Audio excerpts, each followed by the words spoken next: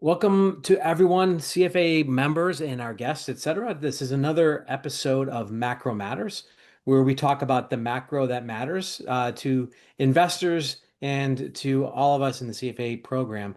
My name is Rich Excell, and once again, I'm joined by my co-hosts, Tony Zhang and Blaine Reed. Tony and Blaine, nice to see you guys. Yeah, good to see you, Rich and Blaine. Hi, Tony. Hi, Rich. Glad to be here. Looking forward to it. So we were talking before the top of the hour here about AI and about what rate cuts, et cetera. And so why don't we jump right in, guys? Um, I wanted to kind of share with you guys a couple things and maybe see what you think. I don't know if you can see my screen there, but this is a chart that's been making the rounds. It came out from Michael Hartnett at Bank of America, and shared by Zero Hedge on Twitter, among others. And it's showing how Oracle's CDS spreads have spiked higher relative to the rest of the credit default swap market.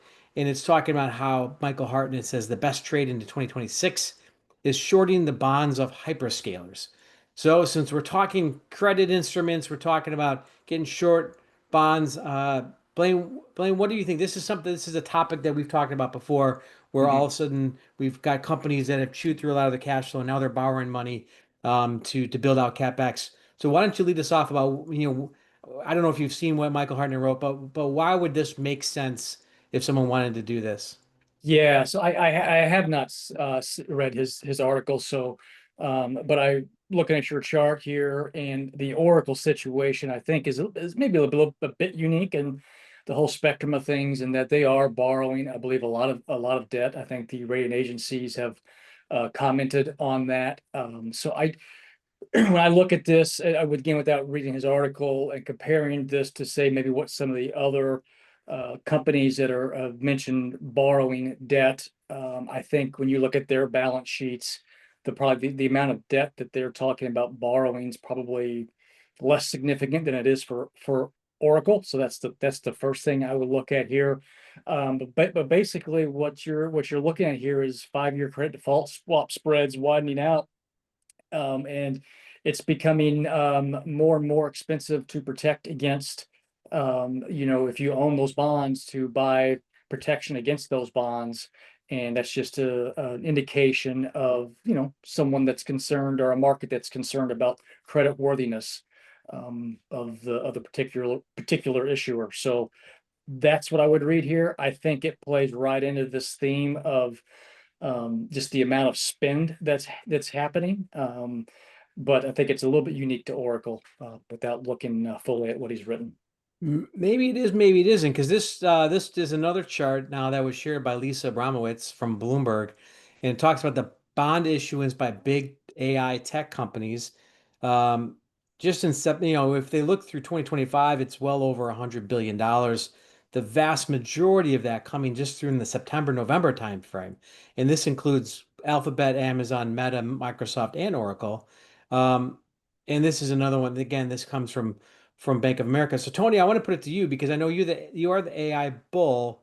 Um, when you see this investment not just in cash flows but in raising debt to do AI capex, does it give you any pause, or do you think that this makes complete sense and that these companies are just seizing a once in a lifetime market opportunity and they know that it's only going to be the first or second place company that's going to survive? What are your thoughts?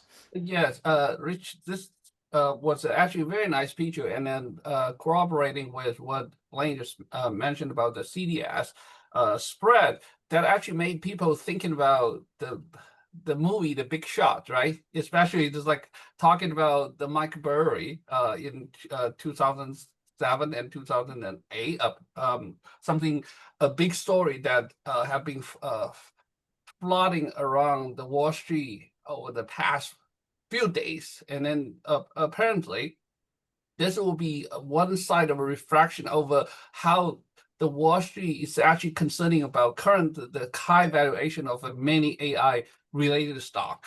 And especially when we're talking about the issuance of bomb, there could be a couple reasons when they issue the bombs, and they issue like extremely high quality of the debt with low borrowing costs. I mean, this is something that we should actually separate a couple issue is one way is that whenever you actually see something that you have an investment opportunity that you are going to actually invest whatever your cash flow that generate from your operation, or the other way is that you either raise the debt or issue the security to get the money when you actually see the opportunity, investment opportunity.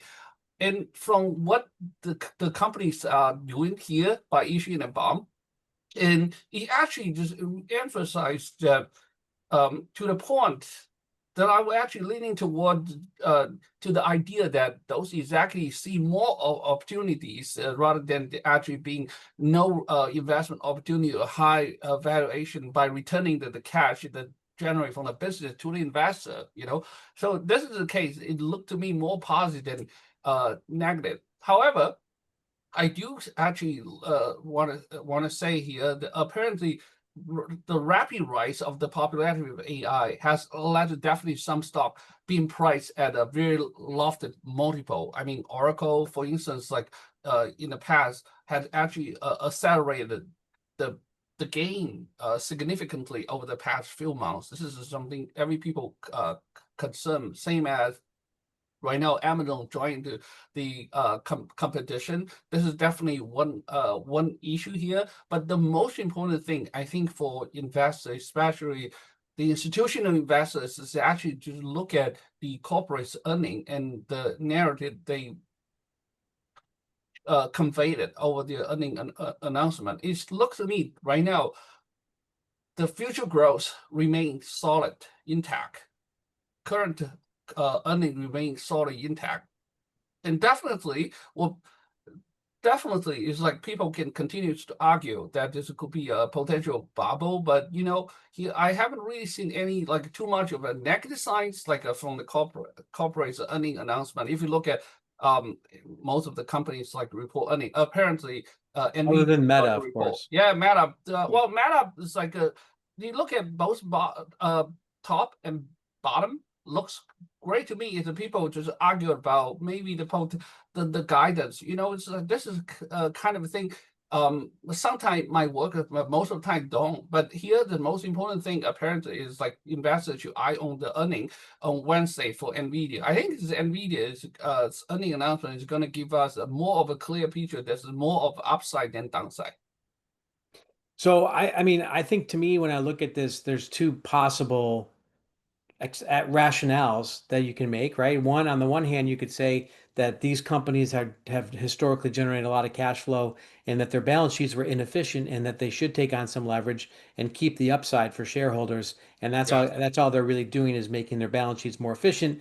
And there's a big opportunity and they're trying to keep the upside.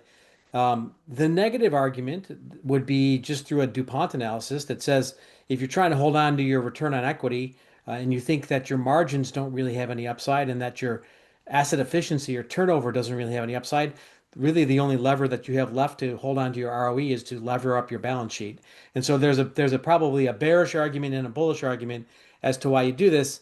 And I just want to kind of highlight where this is also from Lisa, and she just talks about it's not just the bonds that we're seeing, but we're also seeing private credit, private equity. We're seeing a lot of different funding sources. $2.9 trillion is projected to be spent on data centers over the coming years. And so clearly, let's just say that I think it's easy to suffice to say that there's a lot of money that's still going to be devoted to um, devoted to AI spending, whether it's misallocated or not, let's leave that to the side. But probably the bigger negative on that has been that perhaps because of that, we've seen a lot of layoffs of late, but at the same time, the Fed has been very vociferous in coming out and saying that we have a lot of inflation program problems, right? We saw members of the Fed from Dallas's Logan to Kansas City's Schmid to St. Louis's Musalem to Cleveland's Hammock all came out and said inflation's a concern. And remember, Jay Powell at the last meeting said that um, you know that that the December cut is not in the books, and that sounds like stagflation. And as a result, we've seen the rate cut odds in December to come down from almost well over 90%, 92, 93% to 40% now, less than a coin toss. So, Blaine, I'm going to give you the first shot at this. And I know Tony disagrees with you. I'll just let you know, and I think you know that. But the argument is in stagflation, we shouldn't cut rates because prices are still high and consumers are complaining about high prices, and cutting rates when they don't have a job isn't going to help them on the job front, and certainly isn't going to help them on the price front. So what's your 2 cents on the rate cuts around stagflation? Yeah, that's right in line with my thinking, Rich and Tony. I think that the Fed is still, you've heard me say it, and you've heard them say kind of in a data dependent wait and see mode, however you want to define it. But now we have these job cuts. I just think that feeds into that thinking. It's not that they're not sensitive to that. I think they're looking at those job cuts and saying, what do those job cuts represent? Is it a slowdown in growth, or is it AI that's reducing the need for that certain subset of employees? And if it's the former, if it's a reduction in growth, economic indicators are slowing down, that's your typical time you would lower rates and try to spur growth, create activity, create job growth. But if it's the latter, and it's AI and it's companies saying that we have 100,000 employees and now we only need 90, and we're not in the market to rehire those 10 that we just let go, I don't see how necessarily job cuts right now, or rate cuts right now, help that particular part of the equation. I think that down the line, you probably need to see some policy shifts, some fiscal policy shifts, maybe that can help incentives, tax incentives, whatever, to create business. But I'm not sure that a 25 basis point cut in December really pushes much against that part of the AI wave. So that's kind of the short and dirty take from my view. So Tony, before I go to you, because I know you're going to argue for 25 basis points, or probably Yes. probably 50. 50, yes. If we look empirically, if we look last time we had the extreme example of stagflation, the 60s and 70s, Yes. the thing that fixed that finally, we didn't get it the first time, but the thing that finally fixed that was rate hikes to slow down inflation and tax cuts and tax cuts that incentivized investment by both individuals and companies.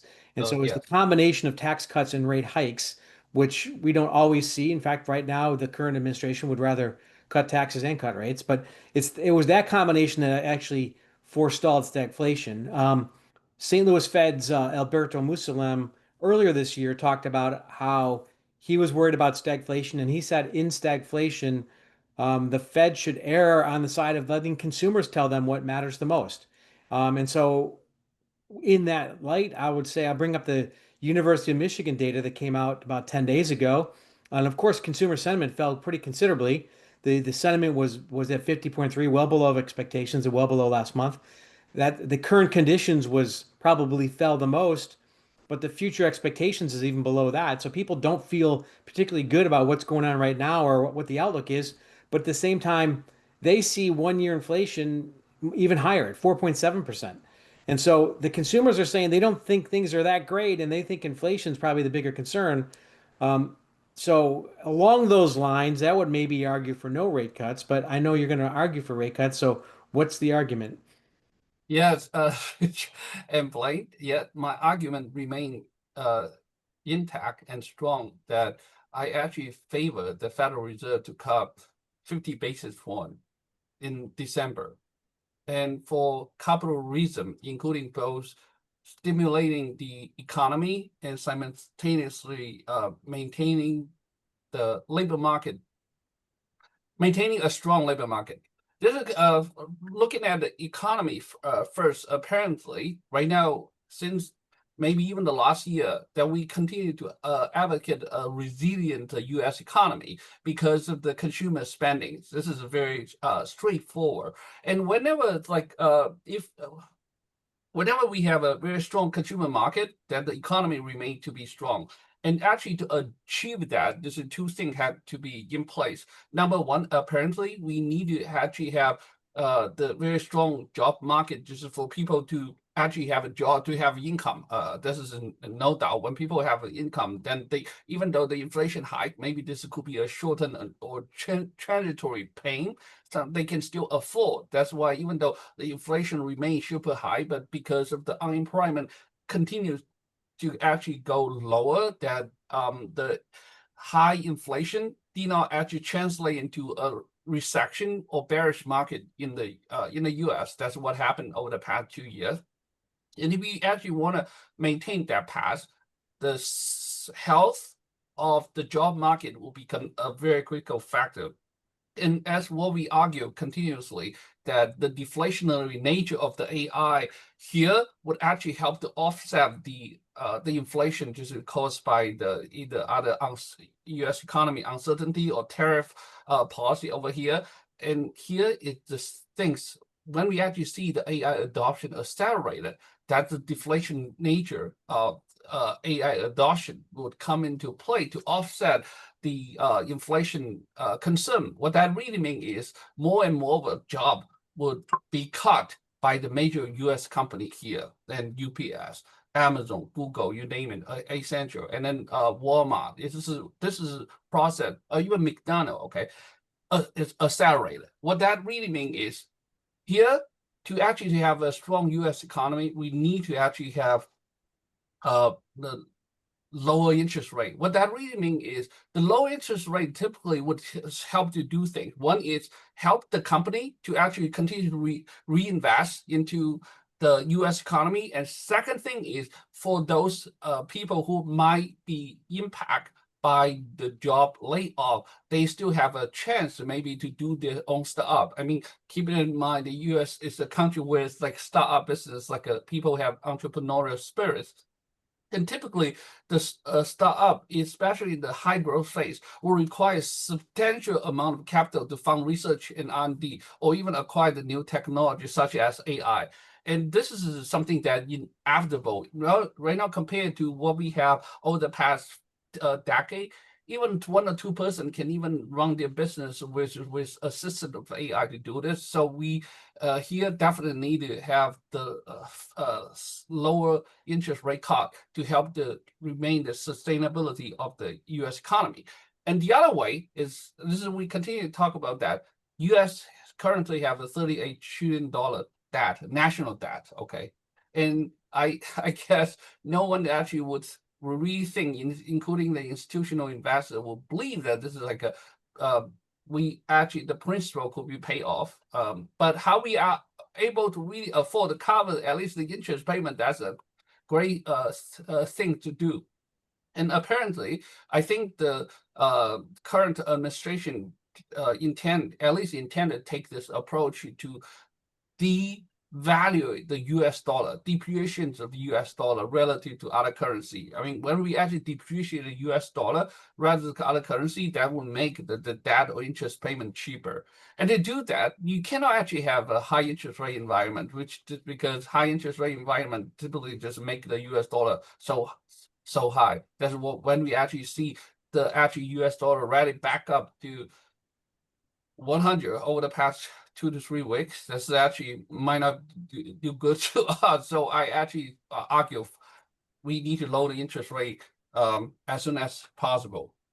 But let me actually cut it short. So that's a few argument, but we can actually continue this discussion later on, Rich. Like, yeah.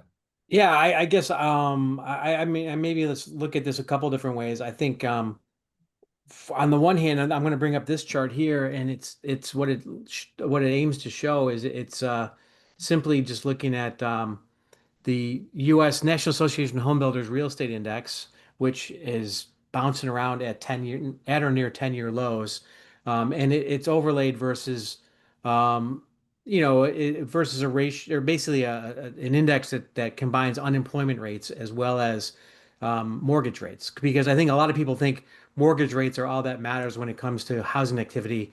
And that's not the case. In fact, if we go back to 2010, we can look at it, it didn't matter how low mortgage rates were. If you didn't have a job, you weren't buying a house, right? That's pretty straightforward. You need Yes. income. And so if you're talking about a lot of layoffs, it's not entirely clear how rate cuts are going to help the consumer. And in fact, I would think the other thing is too here, because the biggest thing that's really driving the housing market is this other chart here, which I wanted to bring up, which is affordability, which is at 40-year lows. It's the worst levels of affordability that we've seen in two generations, not just one generation. Unfortunately, yeah. But the question, and this is one that maybe Blaine, I'll start with you, because the knee-jerk reaction here would be to say, well, we need to drive house prices lower because obviously house prices are too high. If mortgage rates don't matter that much, house prices must be the bigger driver, so we must drive house prices low. However, when we look at it, about twice as many Americans own homes as rent from homes, because it's about 60, call it 65% home ownership rate. And so if we drive home prices lower, you're upsetting 65% of the homeowners out there to benefit the 35% of the people who are renting that want to buy a home. And so as we go into a midterm election year, do we really want to drive home prices lower? And let's spin this another way, Blaine. As we go into a midterm election year, baby boomers who tend to go to the elections a lot more than millennials, they have a lot of cash in the bank account. Do they really want lower savings rates, even though just so we can benefit millennials that need a lower mortgage, it isn't going to matter anyway? So And, that's kind of how I would maybe think about it. But what do you think?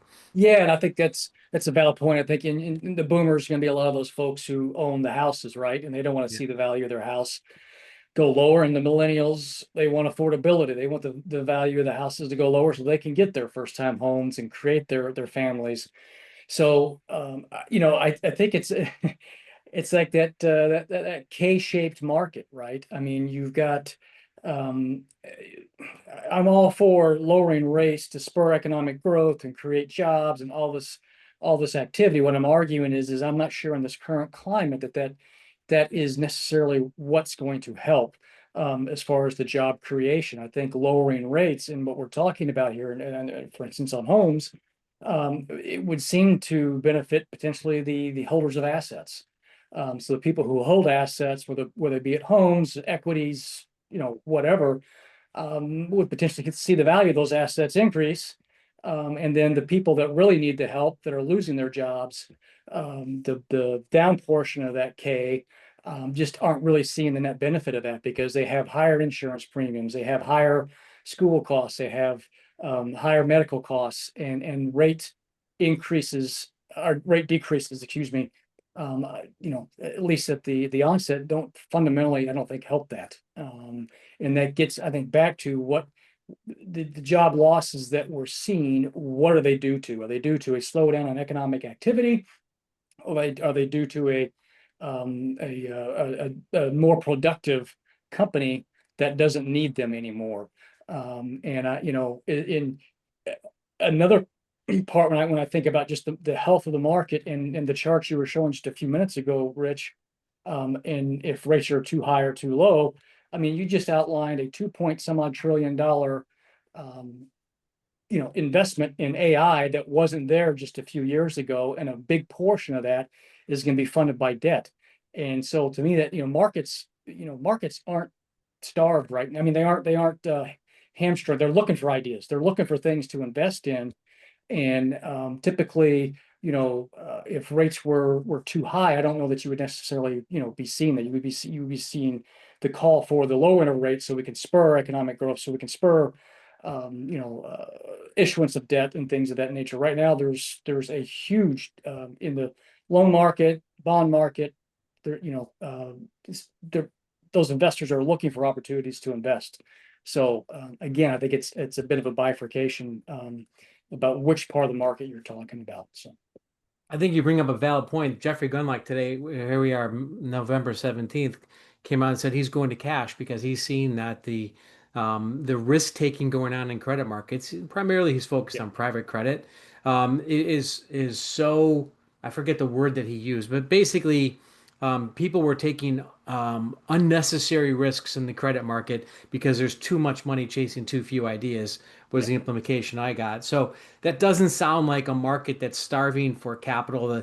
There seems to be plenty of capital around, Tony. So how would you solve this housing affordability issue? And do we is this an issue that we need to solve, or is this something that will generationally take care of itself as boomers who own these houses start to downsize and want to sell out of them? So your thoughts? Yes, Rich, housing market is actually very sophisticated.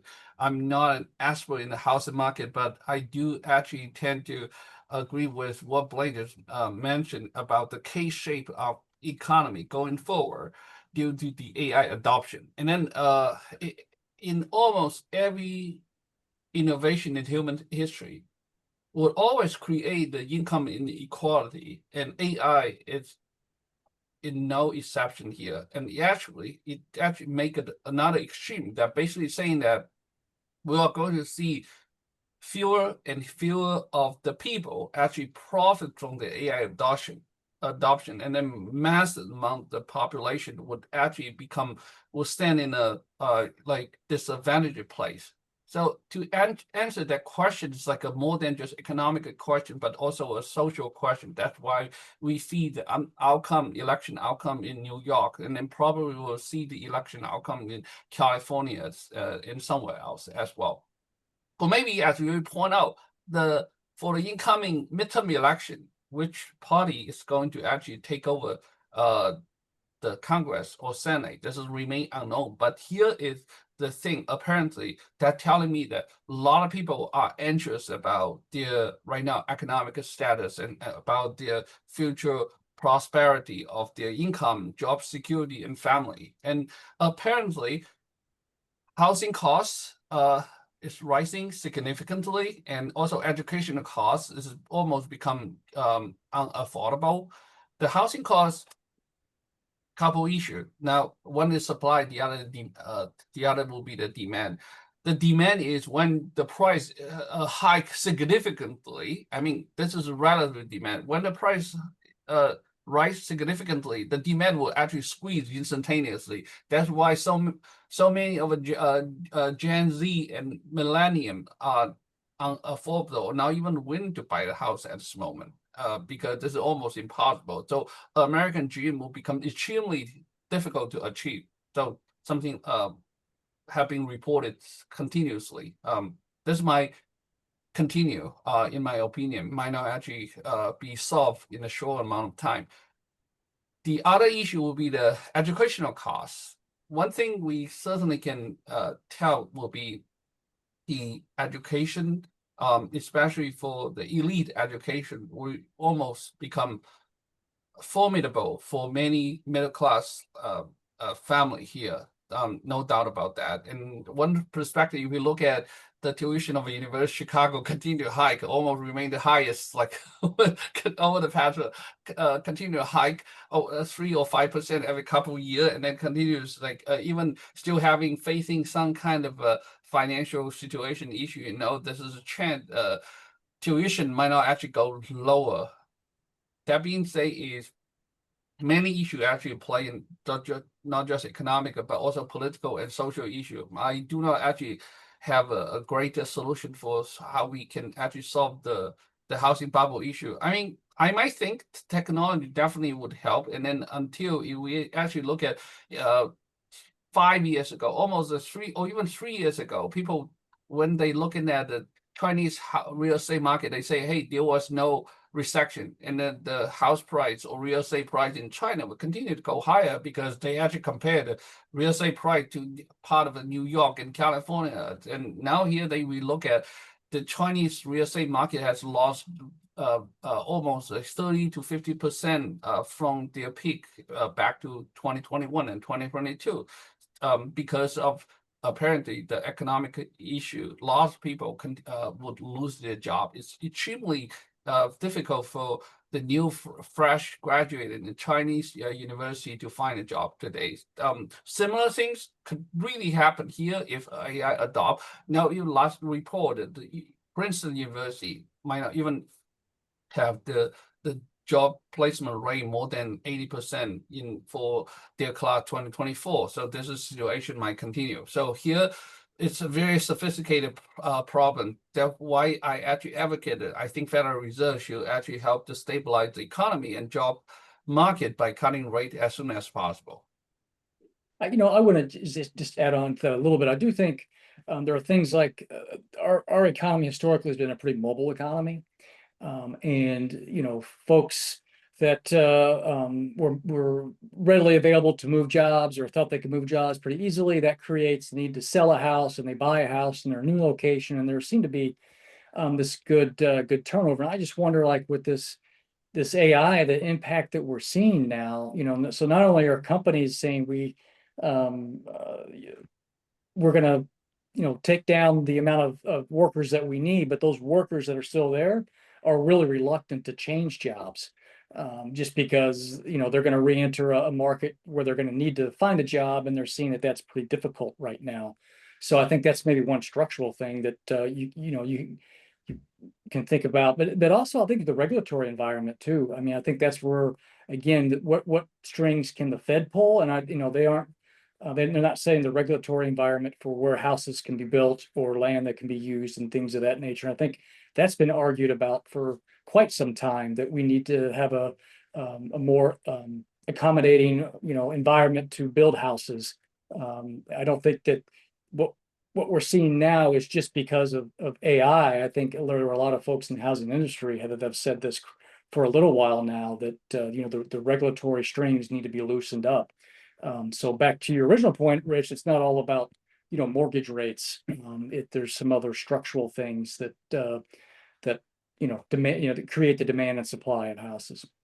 I think you bring up a fair point because one of the things that we saw at the financial crisis was within the investment banks and financial services. It used to be prior to the crisis, if you wanted to manage people out of the business or you're getting frustrated, you would pay them lower and lower bonuses. And if they got a zero on their bonus, they would be looking elsewhere and you wouldn't have to fire them because they'd quit because they could find another job. But then after the financial crisis, even if you gave somebody a zero bonus, they weren't quitting because they wanted that salary and they needed that salary to pay for their costs, et cetera. And so there was a stickiness and became a little bit more friction in the labor markets. And perhaps that is something we will see in the technology sphere where software engineers, which used to be like, I don't care if Google fires me, I've got it on my resume, now I'll go either start my own thing or find another job, are probably less likely to do that. And maybe that's why you have such a need to let people go.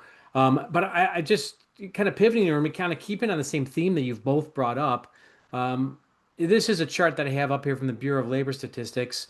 It's a little dated, it only goes through June of 21, but it's a what it really shows is where the price changes come from, right? When consumers complain about high prices, are they talking about the stuff that they can buy on Amazon or Walmart, or are they talking about the other things that are maybe some of the bigger expenditures? You guys have talked about housing, you talked about education, et cetera. And if you look at it, where the prices have gone up the most are things such as medical services and hospital services, college tuition. We talked about that. Childcare, another huge one. Housing, those prices have gone up considerably this century for those things. And because of globalization, et cetera, the prices have come down for all the other stuff that we might buy, right? All the other goods, et cetera.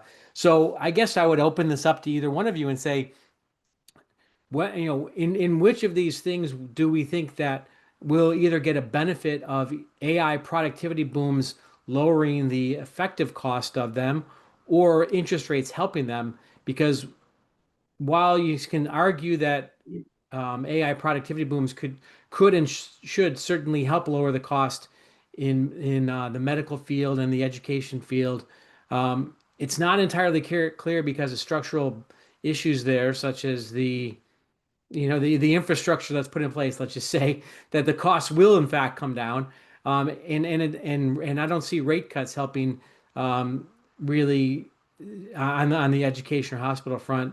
So I guess I still struggle to see how AI or rate cuts are going to help on this front and help solve. This is to me the crux of the affordability issue because when people complain about affordability, they're not talking about the fact that they can get a TV at Costco on the cheap. They're talking about the fact that they can't afford a house, they can't afford childcare, they can't afford to go to the hospital. So I open up to either one of you. Maybe Tony, we'll go to you first this time, and give Blaine the second word. Yes, Rich, this is come back to our previous point is like, can we actually address the hike of the healthcare cost here, which is one of the major component within the CPI index. Apparently, the other will be the housing and food and gas and etc. Talking about the healthcare and administration definitely have a different role. Two party have a different role. So we would not. I would not actually jump into that. Whether they think it will be the either the illegal immigrants actually overtake about the health benefit or Medicare, Medicaid, or some kind of a mail use Just of not to interrupt you, but this is like 2000 to 2021. So the two things I would point out on this is long before the immigrant situation that came in the last few years, and yes. this covers policies from both parties, and so Yeah, correct. medical care has gone up regardless of who's in party. Exactly. Right now, this actually situation get even worse. Here, if Yeah. we can actually have a data expanded, this is get even worse. I mean, the major here apparently like whether AI would help out to lower the cost for healthcare. Probably the answer might be probably not. But what the AI is going to do in other field is that AI it might be able to help to remain a job security or even create more of the opportunity for the people who got impact by the major company layoff to actually start their own business. And the AI agents can enable maybe one or two person to even start a public trading company. This is what we have seen, right? This is what we saw. One public trading company just got listed, only have one employee, Furby. One Yeah. employee have a public trading company. So that's the things.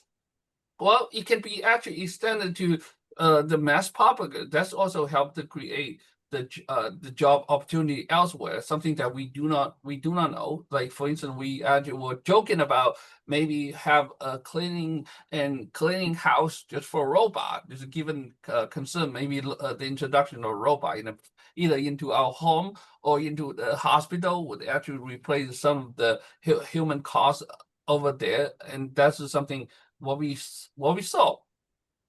That's why I actually continue to argue like lowering the interest rate is given the opportunity for small startup or even mom and pop store. This is something that might be very, very critical, even though we cannot solve the social issue temporarily.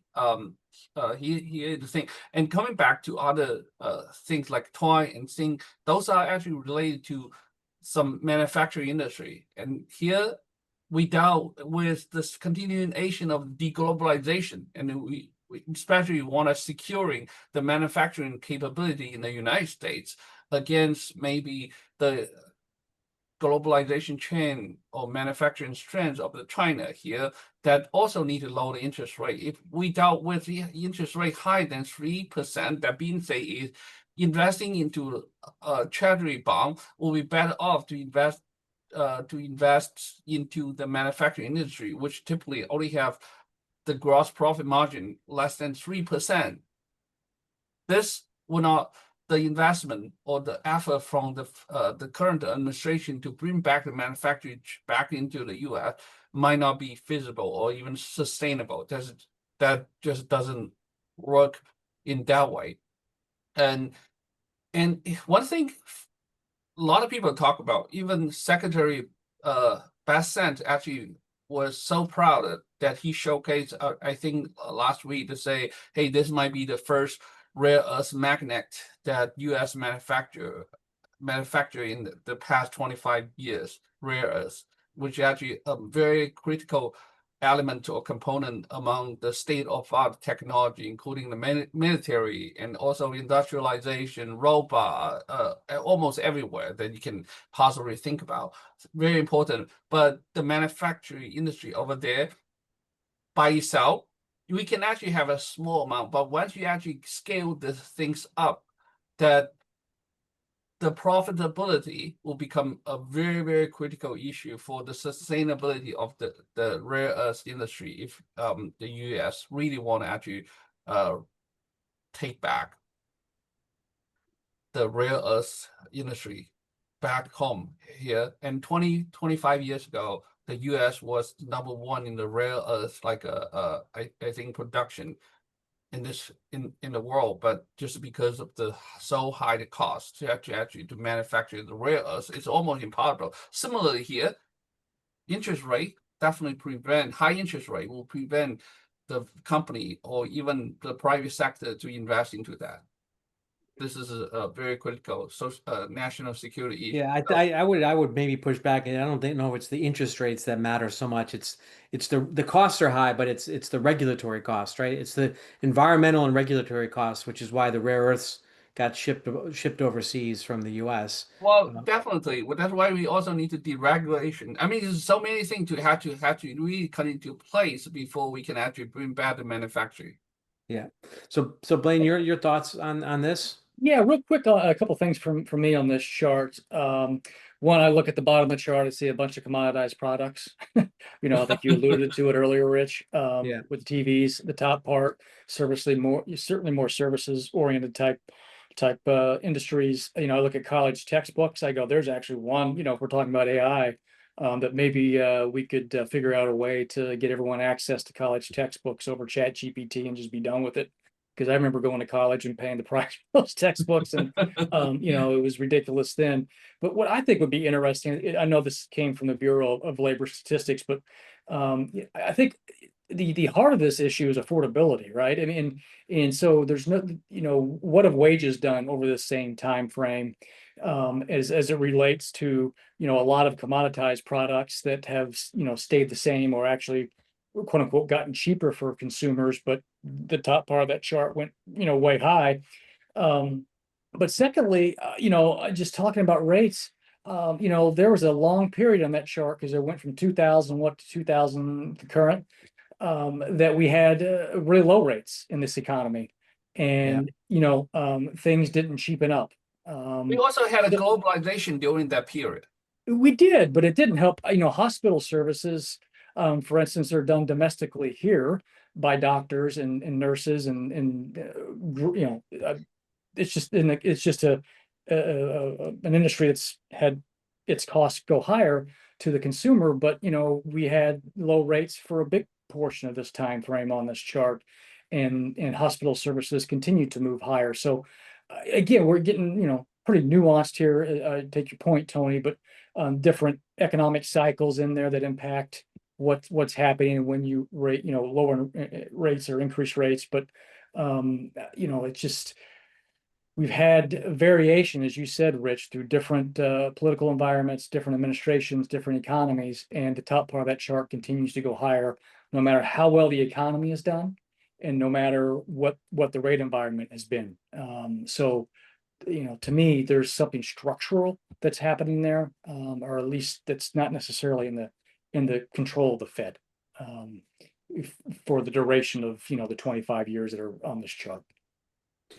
That's fair, and so maybe with that I'll just kind of end it because I know we're kind of coming up against time. But I think affordability is definitely a theme that we're going to want to cover because now we see that it is definitely a topic of conversation as we lean into the midterm elections because we know that the last elections were in 2024 were because of a lot of consumers the exit polls suggested inflation was a problem, and we're already seeing on both sides of the aisle the topic of affordability come up. So I think that's going to be a theme that's going to be with us for all of 2026. But with that, maybe we'll leave it there and we'll see. We'll reconvene in a couple of weeks, and we'll have had Nvidia's outlook and Nvidia's earnings, and we'll be able to kind of set up and think about what's going to happen with the Fed in December. So thank you, Tony. Thank you, Lane. Thanks for joining us, and thanks to all the listeners for joining us for another episode of Macro Matters.